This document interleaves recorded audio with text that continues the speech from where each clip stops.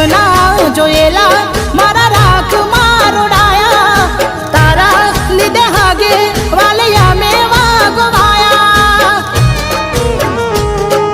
મોત આવતા હવે મને વાર નહીં લાગે ખબર નહીં કેમ તે છોડ્યો આજે મોત આવતા હવે મને વાર નહીં લાગે